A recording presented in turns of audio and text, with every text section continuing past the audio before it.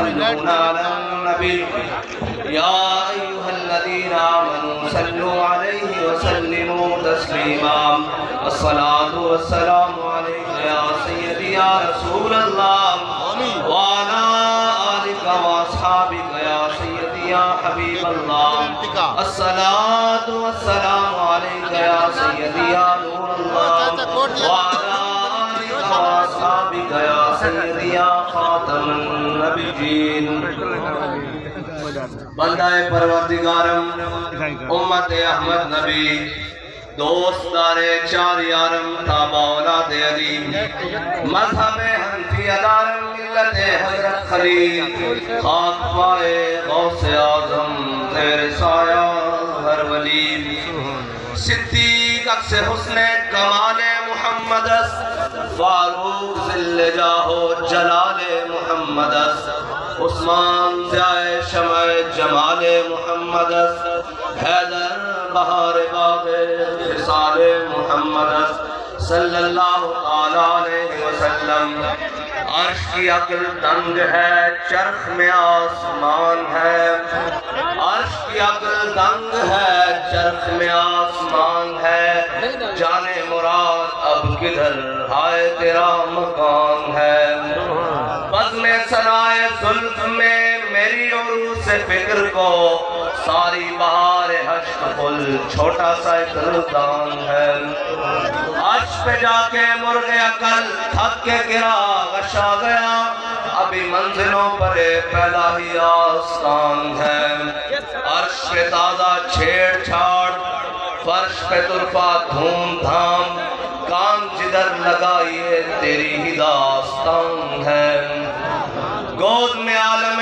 شباب حال شباب کچھ نہ پوچھ گود میں عالم شباب حال شباب کچھ نہ پوچھ گلبن باغ نور کی کچھ اور ہی اٹھان ہے اور وہ جو نہ تھے تو کچھ نہ تھا اور وہ جو نہ ہو تو کچھ نہ ہو وہ جو نہ تھے تو کچھ نہ تھا وہ جو نہ ہو تو کچھ نہ ہو جان ہے وہ جہان کی جان ہے تو جہان ہے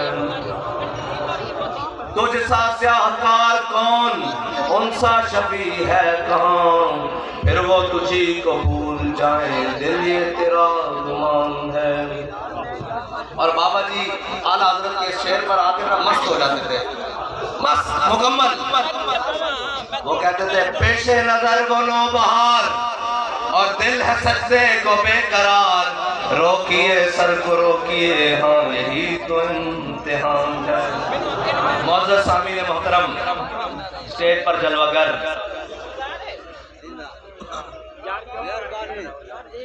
پیر طریقت رہبر شریعت خواجہ محمد حسن باروی سے لے کر وہ پنڈال کے آخری شخص تک سب ہمارے سر کے تاج کیونکہ بابا جی ہم سب کا تعارف بڑے مختصر الفاظ میں کرا گئے ہیں کہ ہم پاک رسول اللہ کے ہمارا ایک ہی مقصد ہے کوئی صاحب کے ہوں یا اللہ کے ہوں ہمارا ایک مقصد ہے کہ ہم نے حضور سے وفا کرنی کیسے ہے اور وفا کا مطلب ہے کیا جو حضور سے کرنی ہے ملتا ہے کیا ایک بار مدینے میں جا کے دیکھ اور جب وفا ہو جائے مالک قبول کر لیں تو پھر کیا ملتا ہے یہ بابا جی کی زندگی یہ وہ سٹیج ہے جس پر بابا جی تسلسل کے ساتھ کافی مرتبہ آپ نے یہاں تقریر کی ہے اور آتے رہے لیکن مجھ نکمے کو بس ایسے ہی اقبال کہتے ہیں عشق ایک جس نے کر دیا کام تمام تو مجھ نکمے کو فوراً لا کر کھڑا کر دیا گیا ہے میں ان بزرگوں کی موجودگی میں بولنا بہت مشکل سمجھتا ہوں لیکن پھر بھی کام ہے ان کے ذکر سے یوں ہوا یا یوں تو بابا جی فرماتے تھے حضور سید عالم صلی اللہ علیہ وسلم سے وفا کرنی کیسے ہے وفا کرنی ایسے ہے کہ ہمارے آقا مولا صلی اللہ علیہ وسلم بدر کی جانب جا رہے ہیں حضور نے ایک مرتبہ پوچھا اے میرے صحابہ بتاؤ بدر جانا چاہیے کہ نہیں جانا چاہیے بدر جانا چاہیے کہ نہیں جانا چاہیے میرے آقا نے پھر پوچھا جب تیسری بار پوچھا نا تو حضرت سعد بن معاذ کھڑے ہو گئے فرمایا یا رسول اللہ ہم سے پوچھتے ہیں بدر جانا چاہیے کہ نہیں جانا چاہیے سل حبال من شئتا وقتاہ بالا من شیتا سالم من شیتا آدھے من شیتا خذ من اموالنا ما شیتا وعدنا ما شیتا. یا رسول اللہ ہم سے پوچھتے ہیں بدر جانا چاہیے کہ نہیں؟ آپ جہاں حکم کریں گے ہم آپ کے آگے بھی لڑیں گے, دائیں بھی لڑیں گے, بائیں بھی لڑیں گے. حکم کریں آپ, ہم گھوڑے سمندروں میں ڈال دیں گے. میرے آقا مولا نے جب اپنے غلام کی یہ وفا دیکھی نا تو حضور سید عالم صلی اللہ علیہ وسلم خوش ہوئے. حضرت سعد بن معاذ سے خوش ہوئے. حضور سید عالم صلی اللہ علیہ وسلم حضرت سعد بن معاذ سے خوش ہو گئے. اور پھر جنگ خندق میں, غزوہ خندق میں حضرت سعد بن معاذ کو رگے اکھل میں یہاں تیر لگ گیا. ملتا کیا ہے وفا کرنے کے بعد؟ ملتا کیا ہے؟ ملتا ہے کیا؟ ایک بار مدینے میں جا کے دیکھ. حضرت سعد بن معاذ کو یہاں رگے اکھل میں تیر لگ گیا اور خون جاری. وہ تیر ایسا, حضرت سعد بن معاذ نے ایک دعا کی تھی کہ یا اللہ اگر ان مشرکین نے تیرے حبیب کے مقابلے میں دوبارہ ایسے کرو فر کے ساتھ آنا نا تو پھر مجھے موت نہ دینا, میں ان کا انجام دیکھ لوں, اور اگر نہیں آنا تو پھر اسی زخم کے ساتھ مجھے شہادت دے دینا. تو حضرت سعد بن معاذ کی وہ دعا قبول ہو گئی. حضرت سعد بن معاذ کا زخم کھل گیا اور حضور سید عالم صلی اللہ علیہ وسلم نے حضرت سعد بن معاذ کا خیمہ, جو زخمیوں کے خیمے تھے ان میں سے حضرت سعد بن معاذ کا خیمہ اٹھوا کے مسجد نبی کی سین کی ایک نکر میں لگوا دیا. حضرت سعد بن معاذ کا خیمہ. تو جب حضور سید عالم صلی اللہ علیہ وسلم جب تشریف لائے ہر نماز میں تو پوچھے سعد کیا حال ہے؟ تو سعد کیسے کہیں کہ یہ زخم ٹھیک ہو جائے جب حضور جو پوچھ رہے ہیں بار بار سعد کیا حال ہے؟ تو پھر یا حضرت فرماتے ہیں جان ہے عشق مصطفیٰ روز فضو کرے خدا, جس کو ہو درد کا مزہ وہ ناز دوا اٹھائے کیوں, دوا اٹھائے کیوں. جب حضرت سعد سے حضور پوچھ رہے ہیں بار بار ہے سعد کیا حال, پہلے تو کبھی کبھی پوچھتے تھے نا حضور سعد کیا حال ہے, اب حضور ہر نماز کے بعد پوچھ رہے ہیں, اور جب دیکھ رہے ہیں پوچھ رہے ہیں سعد کیا حال ہے, تو حضرت تو سعد کو کہتے ہونے کہ اے زخم تو سلامت رہے, یہ عشق بڑھتا رہے ہوئی. سرکار پوچھتے رہے بار بار کہ سعد تیرا کیا حال ہے. ایک دن حضرت سعد بن معاذ کی وہ دعا قبول ہونے کے قریب آ گئی, وہ زخم کھل گیا.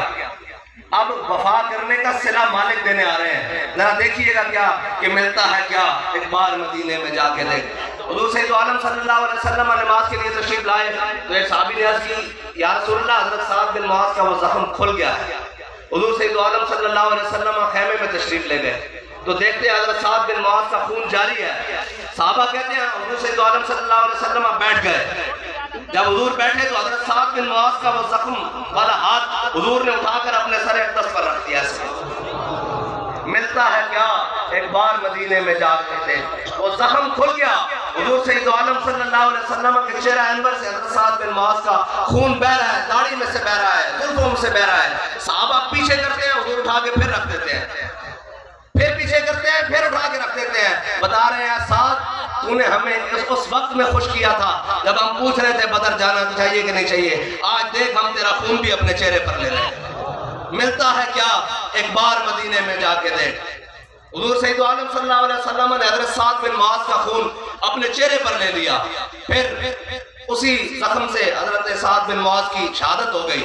جب حضور سید عالم صلی اللہ علیہ وسلم کو خبر ملی نا, حضرت سعد مسجد سے گھر چلے گئے. جب آتا ہے کہ گھر والے لے جاتے ہیں آخری وقت میں کہ جناب اب ہم خدمت کریں گے, تو حضور سید عالم صلی اللہ علیہ وسلم کو جب خبر ملی کہ حضرت سعد بن معاذ اس دنیا سے تشریف لے گئے ہیں تو حضور سید عالم صلی اللہ علیہ وسلم اتنی تیز چلے کہ صحابہ کہتے ہیں ہم نے پہلے حضور کو اتنی تیز چلتے ہوئے نہیں دیکھا کہ ہمارے جوتوں کے تسمے بھی ٹوٹ گئے. جب وہاں پہنچے تو حضور سید عالم صلی اللہ علیہ وسلم نے بڑے احتیاط سے پاؤں رکھے, ایسے احتیاط سے. صحابہ نے پوچھا یا رسول اللہ یہ کیا طریقہ کار ہے؟ فرمایا اللہ نے 70,000 فرشتے حضرت سعد کا جنازہ اٹھانے کے لیے آسمان سے بھیج دیے ہیں. تو میں سبحان اللہ, زندہ باد یا رسول اللہ.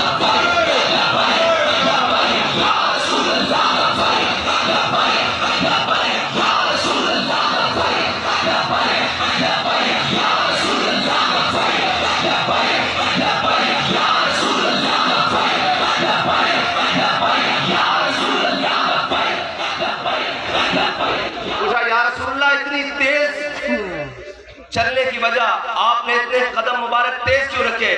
فرمایا اللہ نے 70,000 فرشتے سعد کے جنازے کے لیے بھیجے ہیں، مجھے ڈر تھا کہ کہیں وہ فرشتے سعد کو غسل دینے کے لیے آسمان پر نہ لے جائیں۔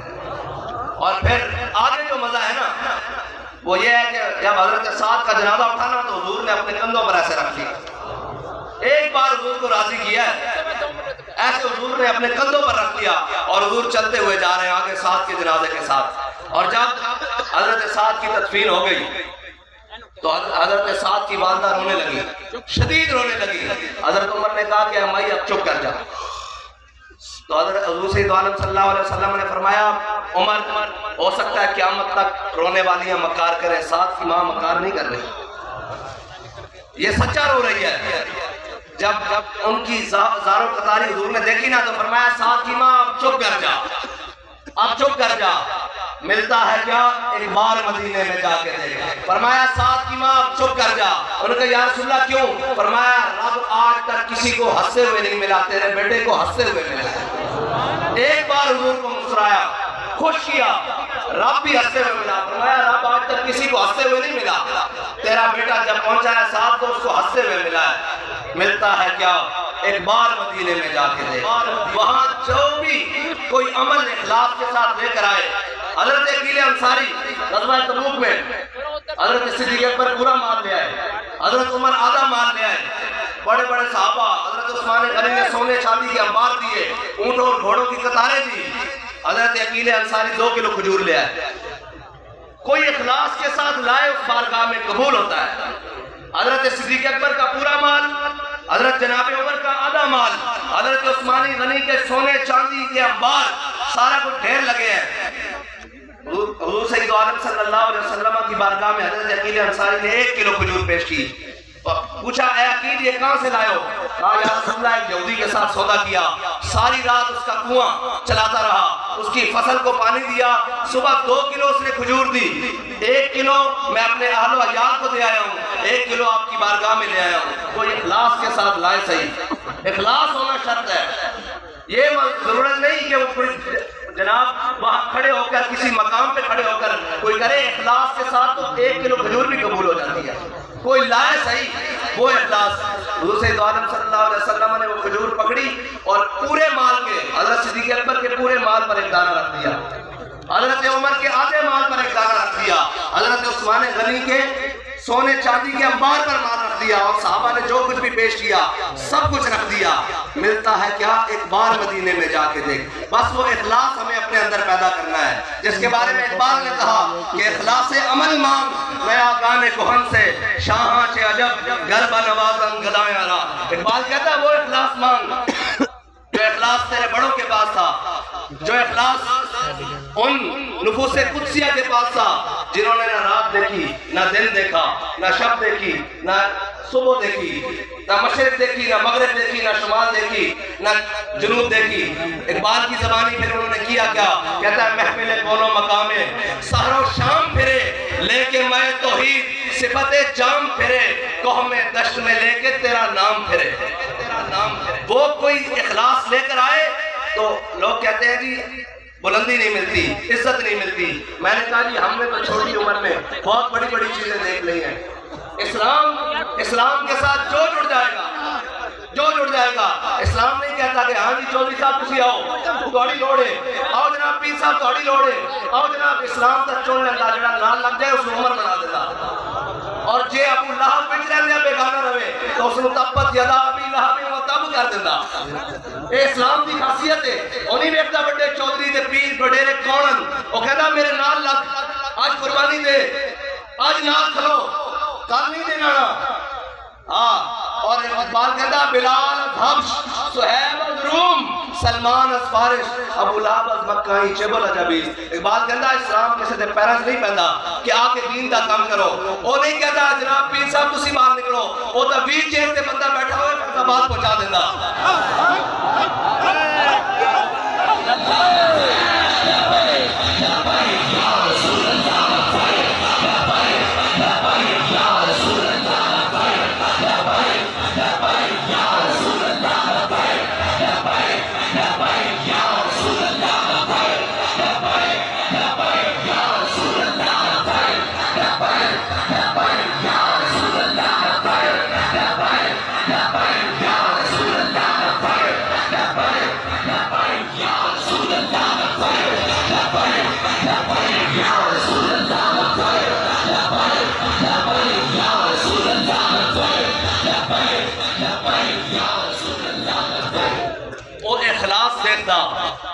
اسلام اخلاص دیکھتا اور جو کوئی خلوص لے کے آ جائے پھر انہوں قبول کر لیتا، ورنہ بہت سارے ہزاراں آن کے ملازم بھی آن کے برق ہو جائے گا، ایک ممتاز قادری اے ہون دے وقت سے ہو گیا ہے، مٹے نامیوں کے نشان کیسے کیسے، زمین کھا گئی آسمان کیسے کیسے۔ آؤ میرے نال برے صغیر دا سب نالوں قدیم قبرستان ہے مکلی دا ٹھٹھا، اس تو بعد جناب میانی صاحب آؤ تے بڑے بڑے ایڈی ایڈی تختیاں بھریاں، القابات ہی نہیں مٹتے، کوئی پتہ نہیں کون لیٹیا تھے، مٹ جاندیاں قبراں بھی مٹ جاندیاں، قیامت تک جے کوئی اپنا نام زندہ رکھنا چاہتا نا تو اس نام کو اپنے حضور دے نال منسلک کر دے، حضور دی محبت نال گم کر دے۔